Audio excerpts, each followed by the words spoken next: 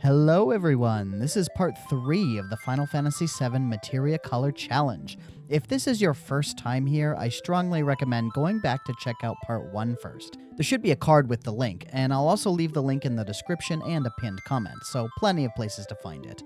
I'm not going to waste time explaining the rules this time, so let's just jump back in where we left off last time. Mr. Green just finished winning a chocobo race, which got him and his friends free from the desert prison.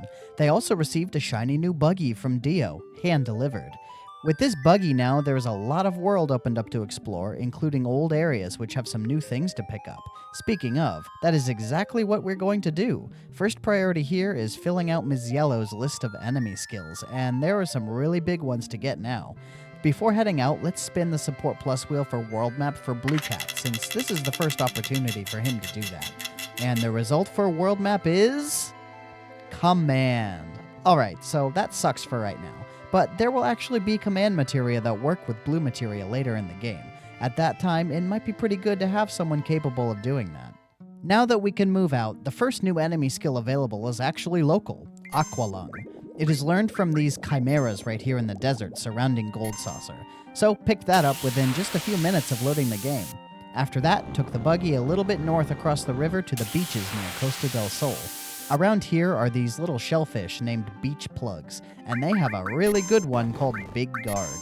But you need the Manipulate Materia to get this, which was obtained when we recruited Blue Cat. So that's why we didn't pick this up sooner. There will be another one with the same deal in a short while. Next, we drive the buggy straight into Costa del Sol, which is allowed because it lets you take it across the ocean. Stowing away on the cargo ship, it goes straight back across the ocean, and now we are back in Junon. I actually missed a few goodies on my first time through. For some reason, never entered any of the buildings on the side closer to the ship. After leaving the city, the next great enemy skill is found on these Zemzalets on the plains. This one is called White Wind. Again, Manipulate is actually mandatory to get this, but it's also the primary healing move that Yellow Materia has access to. Awkward that until now, Ms. Yellow has only had her limit break to heal with. I was considering Fort Condor, then I noticed I was flat broke. So for now, going to another stop on this continent, the Sleeping Old Man. This guy will give you 2 goodies, depending on how many battles you've been in total across the game.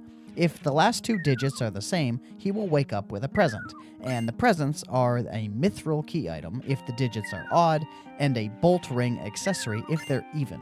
The mithril is going to be huge later on, but for now, just stashing it in the bag. It will be quite some time until we can make any use of it. It took a little bit of grinding to get enough battles to get both items, and during that time my guild coffers filled up quite a bit. So now let's head back over to Fort Condor.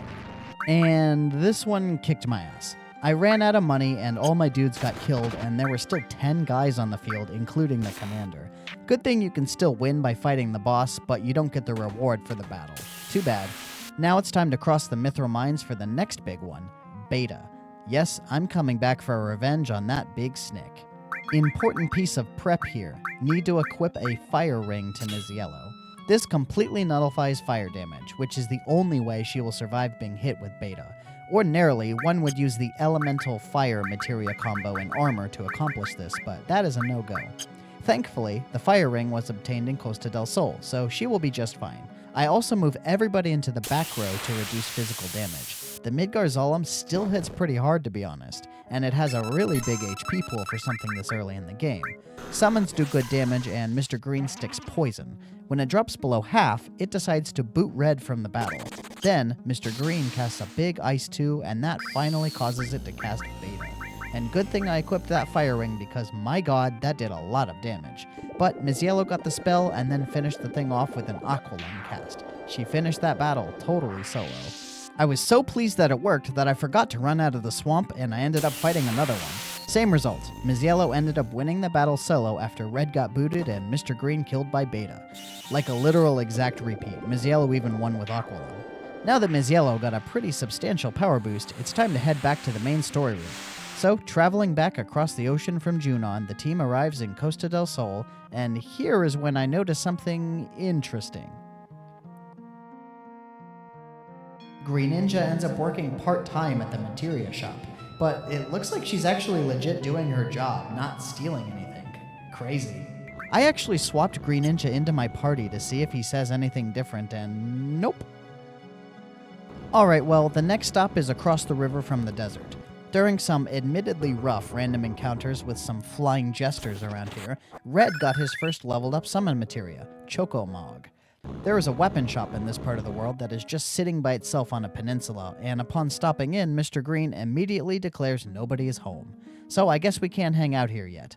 Further south is a jungle with a giant scrap heap in the middle. In the jungles around here are these enemies called Touch Me, which are little frogs. They're carrying another enemy skill by the name of Frog Song. Now, Frog Song kinda sucks, but might as well pick it up for completion. This pile of scrap here is the next destination, though it is admittedly an optional one. You can just skip this stop if you want to. This is Gongaga, and let's spin the wheel real quick for our blue boys for this new area. The results for the Gongaga Support Plus wheels are Summon for Mr. Blue and Command for Blue Cat. Could be worse. To be honest, I don't intend to use either at the moment, so no big deal really. Upon entering the area, there is immediately a crossroads, and Mr. Green stops to eavesdrop on a conversation happening up the road. It's between Reno and Rude. They're gossiping like little kids over here about what girls they like. Apparently Rude has a thing for Ms. Red. We don't hear about who Reno likes though. Maybe he has a thing for Scarlet. In reality, it's probably some character like Cisne, who isn't actually in this game, but technically exists in canon. Elena comes up from behind all huffy that they're being so childish, but when she snaps to her senses that her enemies are here, she informs the boys and runs off. And here is a little boss battle against these turkeys. They actually do a good chunk of damage with their attacks, but they really cannot stand up to the onslaught coming from Red's summons and Ms. Yellow's AoE skills. There were also some limit breaks thrown in for good measure. The battle ended reasonably quickly. It's kind of funny though that in battles like this with multiple targets, Mr. Green has fallen behind a little bit since he doesn't have any way to do AoE damage. The boys drop a new weapon from Ms. Yellow called the Fairy Tail. It doesn't have the sweet double materia growth of the Wizard Staff, but it does have 7 slots, which is crazy good. It's also stronger, so I think the trade-off is worth it. After the battle, the team is a little suspicious about why the Turks were waiting for them here. After all, this is an optional location, remember? Mr. Green says he doesn't want to think it's a spy. This is a show about a spy. Shortly up the road is a ruined Mako reactor. On the way there, after a battle with a Triceratops with cyberpunk augments, Red finally picks up his second limit break. That was kind of what I was waiting for. I think that covers everybody currently in the party for getting all their level 1 limit breaks. Now it's time to start focusing on getting everybody to level 2. Mr. Green is already there, but everybody else needs to get more kills in battle. In the ruined reactor, a helicopter flies overhead and drops off Scarlet and Tsung of the Turks. Here, Scarlet mentions a key plot point from quite a ways in the future, huge materia. Apparently she was already looking for it this early. But the materia in the ruined reactor here isn't huge enough for her, so she talks some smack and leaves. The materia she was so disappointed with is another summon materia, Titan. That makes number 5 for red materia. After returning to the crossroads and going the other way, there's another shiny new materia on the road, Death Blow. This is for Ms. Yellow, of course, and what it does is have a much higher chance to miss, but it always deals a critical hit when it works. Now the team finally arrives in the town of Gongaga. This town has definitely seen better days. It has a persistent purple haze, a lingering effect of the exploded reactor. Many people are seen here mourning their loved ones who died in the accident. And there is one very notable scene that occurs here, and thankfully we have Ms. Yellow here for it. If you enter this house here on the bottom right of the town, this house belongs to 2 elderly folk who start asking about their long missing son. They say his name is Zach. Just in case you've had your head under a rock in regards to FF7 lore, this is the very Zach who is the protagonist of Crisis Core and appears prominently in Rebirth. Mr. Green says he doesn't know who Zach is, and then Ms. Yellow suddenly runs off, so Mr. Green follows after her. Ms. Yellow reveals that he was her first boyfriend and he disappeared on a job. Please refer to Crisis Core for more details on this matter. Mr. Green is oblivious at this point, so he doesn't really seem all that fazed by the situation. While shopping, there is one very big pickup, the Time Materia. Mr. Green doesn't have space for it quite yet, but that is a pretty good get. After checking around everybody else in town, nothing else happens, so they move on. There was a really spooky battle with these Gagi-Gandhi monsters in the jungle, where they almost turned the whole party to stone. But a timely Aqua Lung by Ms. Yellow did some ridiculous damage and wiped them all out. After crossing the river, the scene darkens a bit and begins to look a bit like sunset.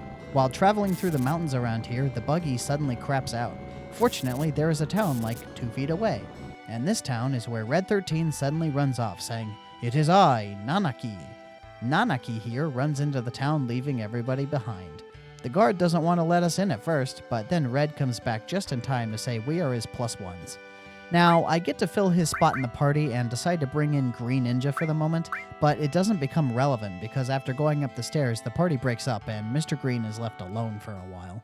Red mentions that this is his home and that he is the last of his line. He also brings up his wastrel of a father here. This will be a recurring sentiment for a little while. Mr. Green climbs up the town, which is really just a mountain with ladders going up the inside. Not much to mention until reaching the top, which is where Red 13 got off to. Here we meet his grandfather, who is a quirky old man floating on a green orb by the name of Bugenhagen. Bugenhagen starts talking about the planet and mentions that it is dying. We already know that, since it's kind of the theme of the whole game, but he gives a bit more evidence here. We start to hear the literal cries of the planet. Red suggests that Bugenhagen show the team his apparatus, so Mr. Green is sent off to go form a party and come back. Here I think about who might have the most meaningful insights during the cutscene, not related to the coming dungeon. So I add Mr. Blue and Ms. Yellow as they are the two characters most attached to the end goal of saving the planet. Then I head back up to Bugenhagen's house.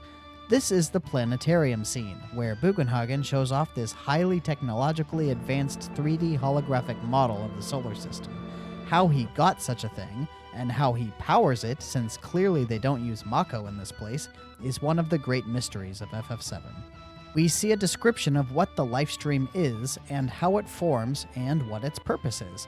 And then he uses some not-so-subtle subtlety to allude to the fact that Mako energy is actually made up of the lifestream, and that burning it is literally killing the planet. So when Mr. Blue said that Shinra is destroying the world with its greed, he wasn't wrong. He probably didn't know how right he was, actually. During this scene, I was really hoping for some interesting interactions with my companions, but it was like just Bugenhagen and Mr. Green talking. Ms. Yellow said a few generic lines about how cool the planetarium is, but nothing at all meaningful, and Mr. Blue didn't say a single word. Such a disappointment, to be honest. Very good opportunity for character expression, gone to waste. The next goal here is the bonfire on the ground level near the entrance of the town.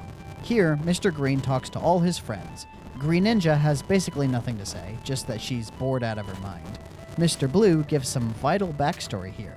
Avalanche was actually formed in Cosmo Canyon, which makes sense really, it's an environmental terrorist cell after all. Mr. Blue declares that Avalanche is officially reborn in his typical passionate style. Blue Cat also has nothing to say here, though it seems he might have been here before. Not sure what that could mean. Ms. Yellow is much more dour than usual. She seems to be dwelling on the fact that she is the last of her kind, and no matter how hard Mr. Green tries, he can't really console her. Then we get to Ms. Red, and this is the really interesting conversation. Ms. Red seems to be prodding for something with Mr. Green. She starts to ask, but then gives up, ending with the very cryptic line, "You really, really are you, right?"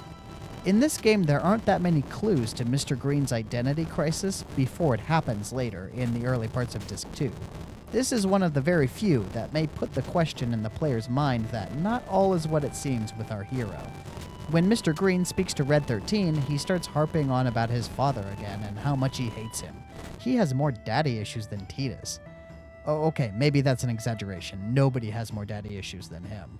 When Bugenhagen overhears Red talking trash about his father, he invites Red and Mr. Green to join him to see something important.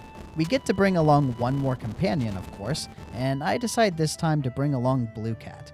I guess this is as good a time as any to bring up the wheels for Mr. Blue and Blue Cat for Cosmo Canyon, since there will be combat in the near future. The support plus wheels for Cosmo Canyon landed on Summon for Mr. Blue and Magic for Blue Cat. So yeah, maybe now you understand why I chose to use Blue Cat here. But it's also a bit of like, I haven't really used him yet, so let's give him some love. At first, I decide to stack Elemental Fire on his armor and All Time on his weapon. This allows him to use haste on the whole party and be resistant to fire damage. I will be changing that shortly, and you'll see why soon enough. Before heading in, I upgrade weapons for Mr. Green, Red 13, and Blue Cat. just getting some more power and more materia slots. Red 13 still has free slots, but Mr. Green is packed to the gills. I actually have more magic materia than I know what to do with at this point. Bugenhagen is hanging out by the sturdy-looking metal door, which he claims leads to a very dangerous cave behind the town. In we go. This is a pretty dangerous dungeon compared to recent battles. Basically every enemy in here poisons with its basic attacks, but also many of them can use a move called Death Sentence, which puts a countdown timer to instant death. Doom in any other Final Fantasy game. Death Sentence is actually a learnable enemy skill, but Ms. Yellow isn't around to learn it. Good thing it sucks anyway. There are just a ton of fights here, so spreading resources is very important. Red can wipe out entire groups if he summons, especially Ifrit seems to do some real work, but that ruins his MP pool very fast. After a few fights, I realized that the poison from these enemies is really taxing on Mr. Green's MP, so I actually have a solution to this problem. I have multiple star pendants, which give poison immunity in the accessory slot, but I also find a handy-dandy new blue materia in this very cave, Added Effect.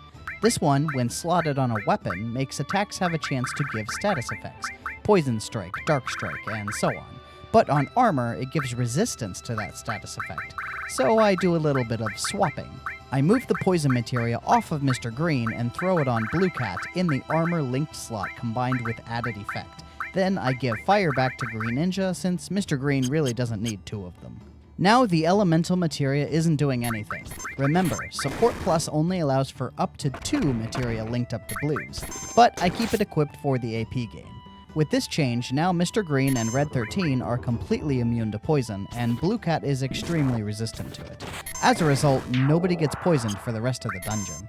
By the way, just an observation, has anybody ever looked closely at the model for these monsters called Sneak Step? Look at their ridiculous little feet. What a weird looking monster, and I just never noticed how funny they are until now. Some notable things that happened down here. Found a new weapon for Blue Cat, but it isn't as good as what he has. Red 13 got a level up to his Shiva materia, but he also learned his level 2 limit break Blood Fang, and he also finally got a fat Chocobo summon for the very first time. See, Chocomog has a little secret.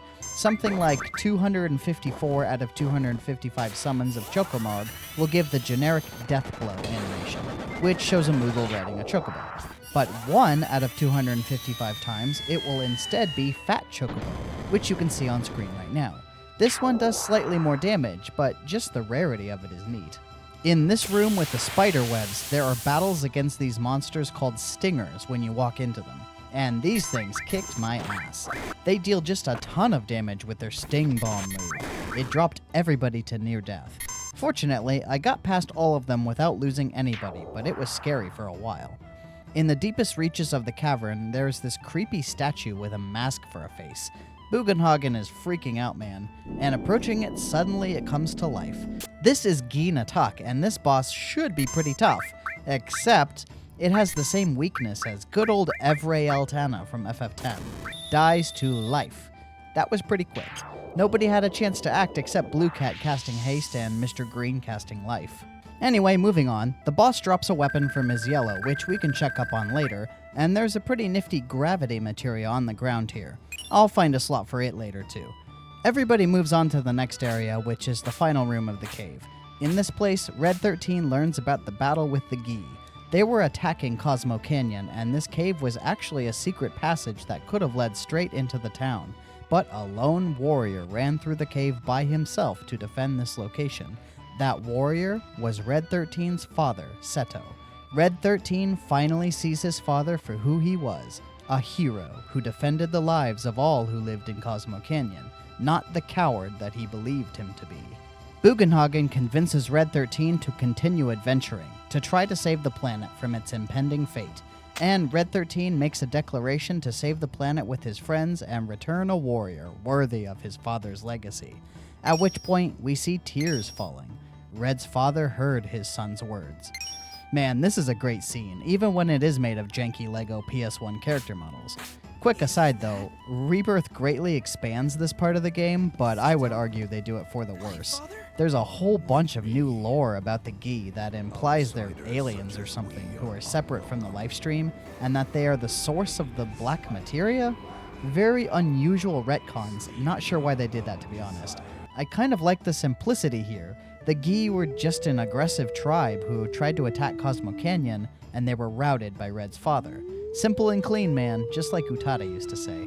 Mr. Green has to form another party for the next leg of the story. I go with Ms. Red and Ms. Yellow. My reasons are, Red 13 just got his new limit break and I've been using him for a while, so switching back to Ms. Red to try to get her limit breaks too. But also, she's going to be story relevant for the next area, just like Red 13 was here. As for Ms. Yellow, let me have this one. I want to squeeze as much value out of her as I can. You know why. Also, something enemy skills. On the way out of the town, Red 13 comes running and rejoins the party. He was only gone for a few seconds, so whatever. The buggy's fixed, so off we go across the river to the next big story location, this little town nestled between very spiky-looking mountains. This town is Nibelheim, and it probably looks pretty familiar. This is the same town as in the flashback sequence back in Calm, the hometown of both Mr. Green and Ms. Red. The town is supposed to be gone, burned to the ground by Sephiroth in his psychotic break, but it's very much still here and looking good as ever. As good as a creepy little town in the mountains can look, I guess. There isn't a whole lot to see in the town itself. Mr. Green's house has a woman inside who doesn't take kindly to Mr. Green bringing up the town burning down. This is a trend for all the regular-looking NPCs in town. Mr. Green can opt to discuss the state of the town with them, and they get suspiciously angry about it. There are also all these dudes in black here. As far as I'm aware, this is the first location you see them in this game. Most of them give items when spoken to, and they have numbered tattoos. Mostly they just go on and on about Sephiroth and Reunion. In Miss Red's house, there's also a letter on her desk. There was a letter in the same location during the flashback, but it was mostly about kid stuff. This one is telling about what is going on here in the town. Shinra rebuilt it for some reason, and they are covering up some conspiracy. You can also play the piano. I played it well. No reward yet, though. Guess we will be returning later. Let's get to the meat of this town, the Shinra Mansion. I spun the support plus wheel for Nibelheim, but really it's just for the mansion. The results this time are Magic for Mr. Blue and Summon for Blue Cat. Those aren't bad hits at all, but for the moment I'm sticking with my party as is. Inside the mansion, there's a pretty major side quest. At least it has a lot more steps than most at this point in the game. The quest is to open a safe on the second floor, and there is a conspicuous note on the ground in the entrance hall with hints on how to do that. Most of the hints are pretty standard, but there are only 3 of the 4 numbers on the note, or so it appears. You can actually move the cursor to that 4th spot and click to see the last hint, which is just straight up the last digit for the safe. While collecting the other 3 and taking notes, there are quite a few random encounters. The dudes on swinging blades are truly a joke. I just mashed through with basic attacks at 3 times speed on them. But the floating pumpkin dudes are much more of an issue, and that is because of their funny breath. It has a reasonably high rate of confusion on members of the party. There were no major deaths, but definitely it was a little spooky at times with these guys.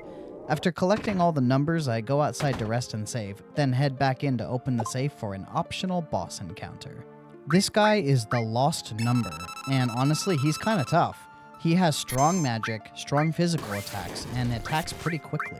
But he also transforms into a stronger version after he gets below half HP, and the stats and moves of that form vary depending on which type of damage you deal. If you trigger his transformation with magic, his second form will be magic resistant and focus heavily on magic attacks. Conversely, if you trigger his transformation with a physical attack, it will be the exact opposite, with high physical defense and strong physical attacks. Now, my first time fighting this guy, I actually straight up lost. I got him below half with Blade Beam, which I guess counts as magic because it made him turn red, and then he threw out tons of spells and just wrecked me. Basically, it spiraled out of control with ally deaths and no time to revive them. I tried again, and actually once again misinterpreted the mechanic by focusing on magic abilities, thinking it would make him physical-based.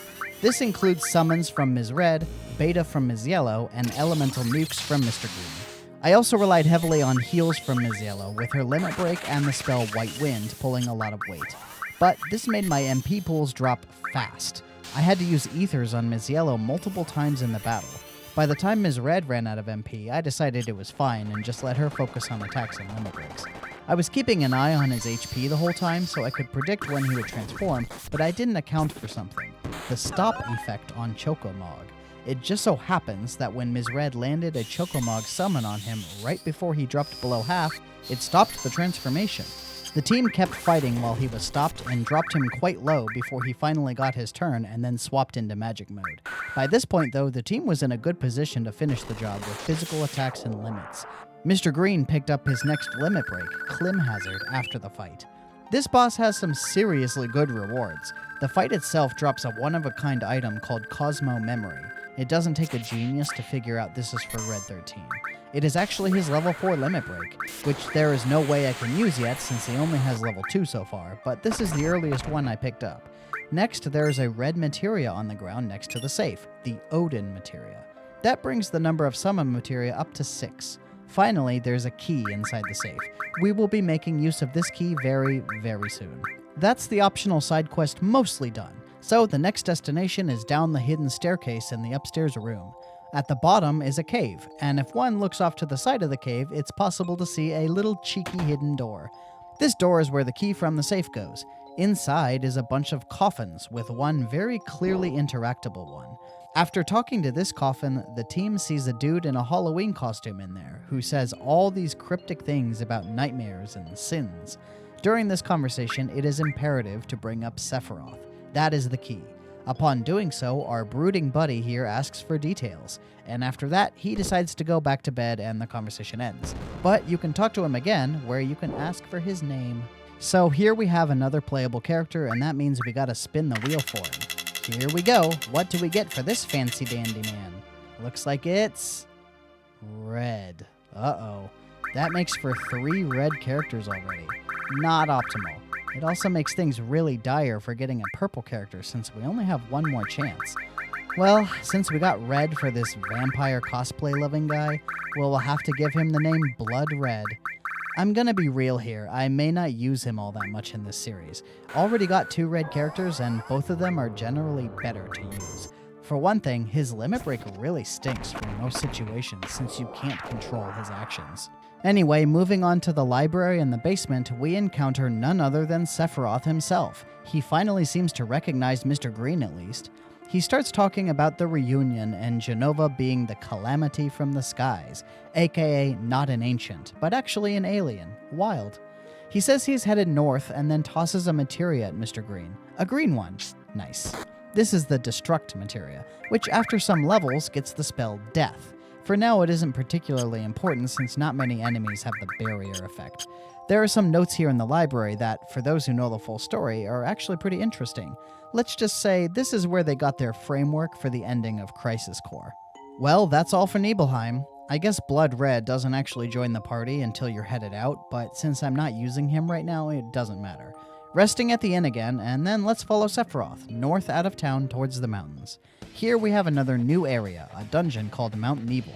This was also in the Calm flashback, but it is a lot more fleshed out here. Let's spin for the blue boys again. The results for Mount Nibel are the exact same as Nibelheim. Alrighty then. Once again, sticking with my party as is.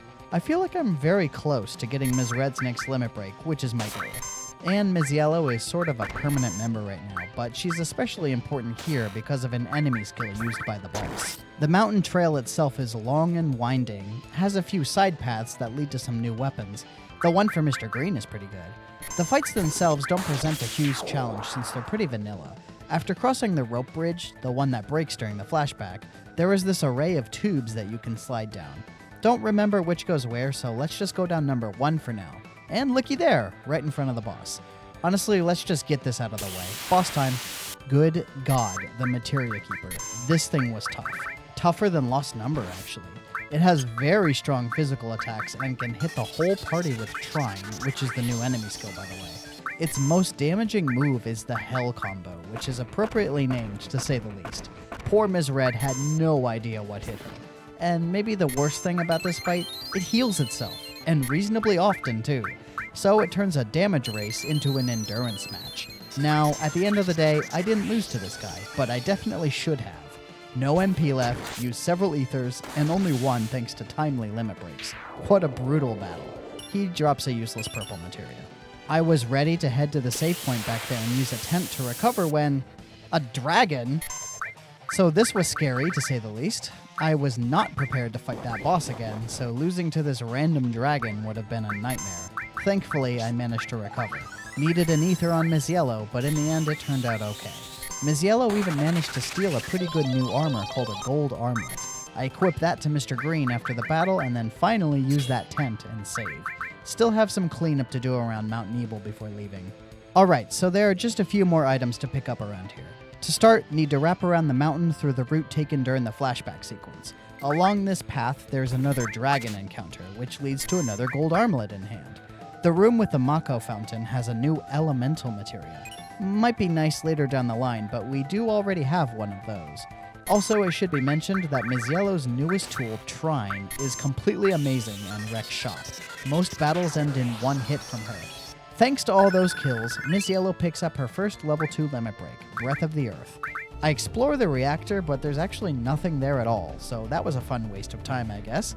Back in the tube room, there's a nice shortcut that can be opened to avoid having to traverse the whole mountain again.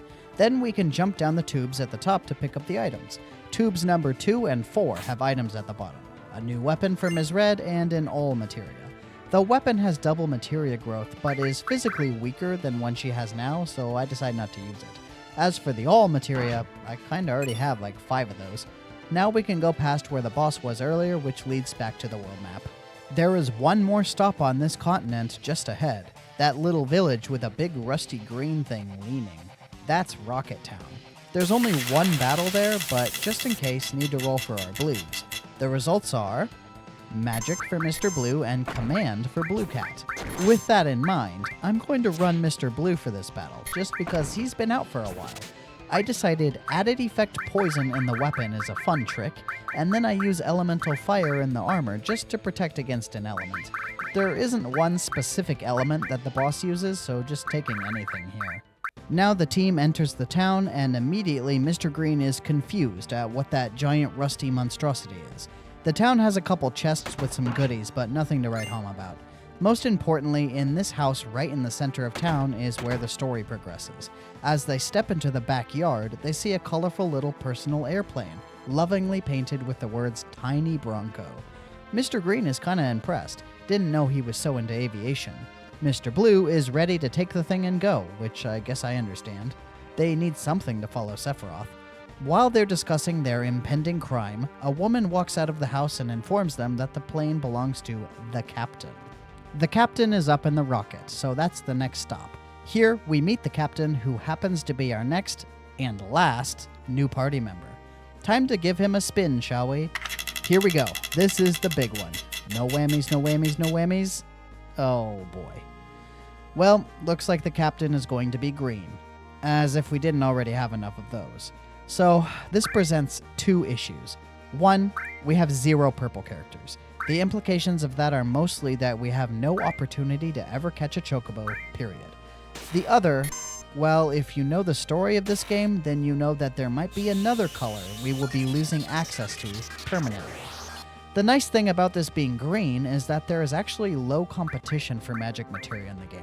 There's a huge abundance of it, and in fact it's sold in so many shops I could outfit the entire party with nothing but green materia if the situation called for it.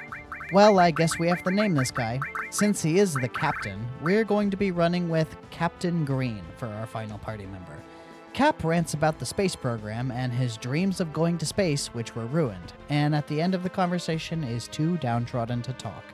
Know how you feel, my guy. Mr. Green and friends return to his house where the woman greets them, and the captain comes in straight after and starts cussing her out. Her name is Shara, and she is very much in an abusive relationship with this guy. The others are concerned for her well-being and start asking if she's okay, and this is where she reveals the source of their unhealthy relationship. It is all her fault that the captain couldn't go to space, or so she believes. See, she is very detail-oriented, and during some final checks of the oxygen tanks for the rocket, Shara wasn't satisfied with the results, so she continued checking and rechecking them, well beyond the scheduled launch time for the rocket. As she was still inside the engine when the rocket was scheduled for liftoff, Captain Green had to make a decision: go through with the launch and be responsible for Shara's painful death, or stop the launch and save her life, but potentially destroy his dreams of space. He chose the latter, hitting the emergency shutdown switch for the engines right at the last second and causing the trademark lean of the rocket. It sat there for years, becoming a landmark, and the space program was abandoned, so Captain Green never got another chance to go to space. As a result, both Shara and the captain blame her for what happened. As an additional wrinkle to this story, it turns out Shinra execs are coming to Rocket Town today to meet with the captain. He was waiting for Rufus with expectations of good news. When Palmer shows up, Captain Green rushes outside to greet Rufus, and Mr. Green follows behind to see what's going on. Rufus tells Captain Green that the space program is not being reinstated, but instead Rufus wants the tiny Bronco to follow Sephiroth. Don't they have helicopters or whatever? Scarlet was flying in one not that long ago. What the hell? Shara shows up to warn Mr. Green that Palmer is trying to steal the plane, so they go out back to see.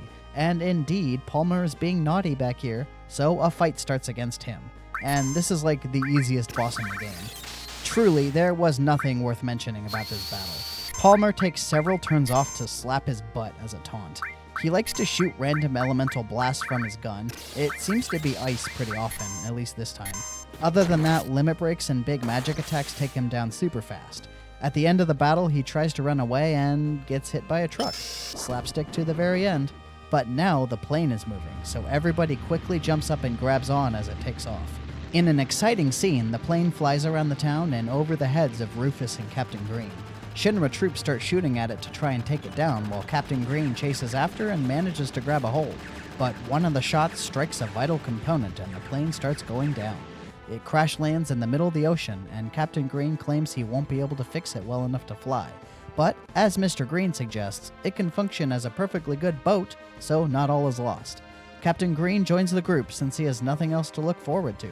Shinra truly has given up on space travel, so he has no more hope. With access to all 9 party members, no more surprises in terms of materia wheel spins, and a plane boat that can take us to new locations, this is the perfect time to end this part of the series. Next time, it's optional content galore. I need to get as much use out of my full party as I can before I don't have that anymore. So look forward to all the remaining content of Disc 1 and probably some more after that as well. Thanks for watching, and I hope you have a wonderful day.